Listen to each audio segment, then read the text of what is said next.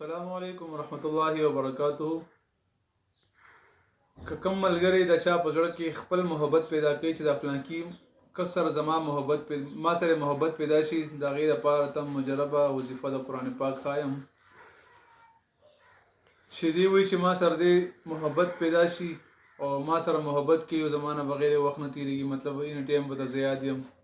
دا په هغه صورت کې کوي چې کوم وخت کې سړي نه ښځه خفه وي یا ښځې نه خاوند خفه وي یا داسې جفته رشته وي چې حلال جایز رشته وي چې هغه دي نه خفه وي او دی هغه رضا کول غواړي او هغه رضا کېږي نه، نو دا وظیفه دي انشاءالله العزیز یو څو ورځې پابندۍ سره 11 دینو کې، نو انشاءالله په 11 دینو کې به مکمل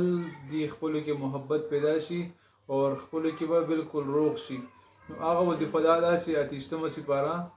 9 نمبر رکوع 9 نمبر آیات سورة ممتحنه عسى الله ان يجعل بينكم وبين الذين عاديتم منهم موده